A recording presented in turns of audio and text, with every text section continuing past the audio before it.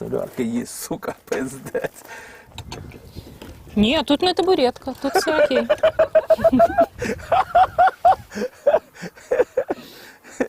Але місця мало, слухайте, місця мало. Так.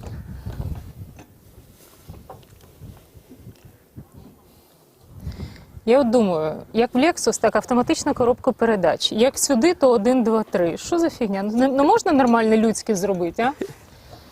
Зробіть, щоб воно їздило і там особливо не тяжко було.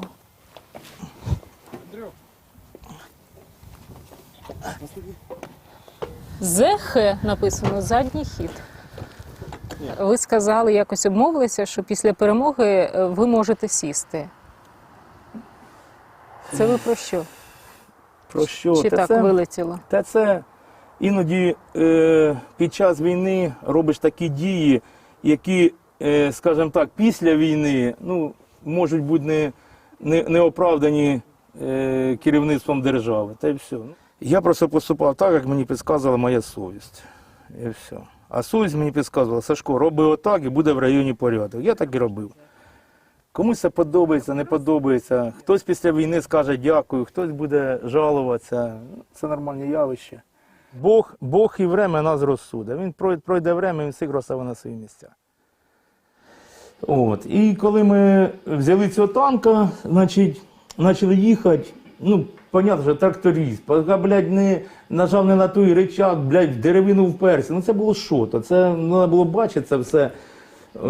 Ми бігом, тому що думали, що почули постріли, за нами зараз будуть гнатися. Ну, всі на агонії на такій. Ну, і це приїхали, мабуть, кілометрів 10 і закінчилась солярка. І оце я такий гріх на душі оце чувствую.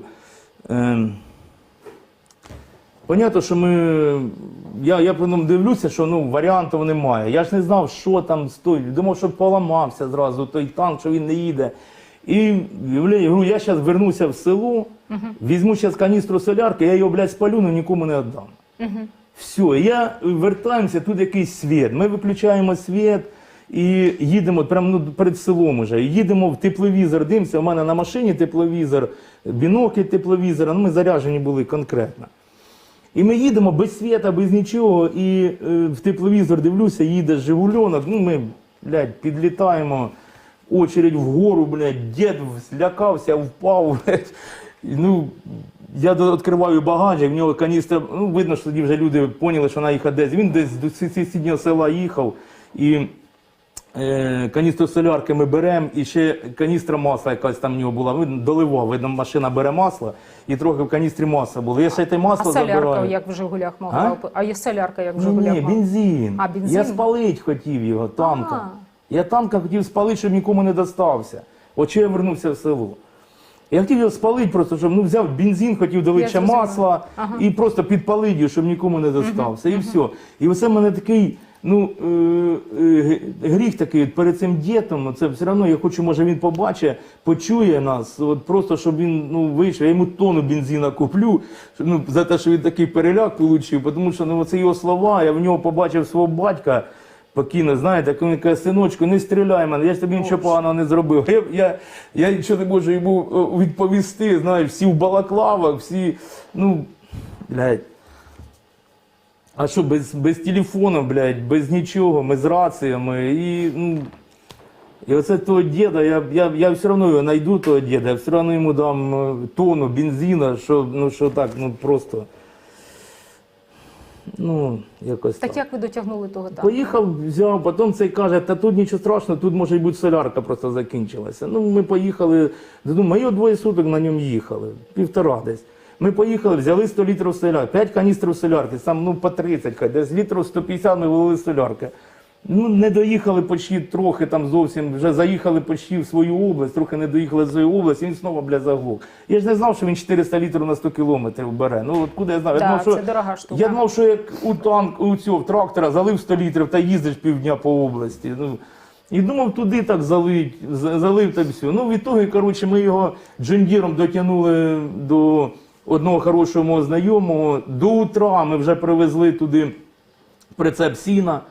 і прикидали його, щоб ночі, щоб ніхто і не бачив. Прикидали сіном і все. І це вже скільки время проходить, ми вирили під цього танка, ми вирили позицію в сторону Лозоватки, ну, вдруг треба буде відстрілюватися, там, ну, ми його туди заганяємо, і він буде займати позицію. І в цю сторону, вдруг вони тут прорвуться коло між Нікополем і Кривим Рогом. З цієї сторони вирили для нього позицію. Ну і так він стояв оце скільки, ну... Ви наверх повідомили, що тепер у вас є танк? Та не повідомив, я просто всім сказав, що є, ще в перших дні так сказав. Ну, а потім ж приходимо. Я вважаю, що на сьогоднішній день, тим бачу, що якийсь закон, я навіть не знаю, але мені казали, що треба віддати цю техніку, бо будуть проблеми. Тому я не хочу проблем із властю. Тому я вважаю, що танк на сьогоднішній день він більше пользи принесе Збройним силам України десь там, чим у нас. Там вже є чим захищатися, і тим більше, що я вже впевнений у тому, що сюди вже точно ніякі танки не підуть. Ну.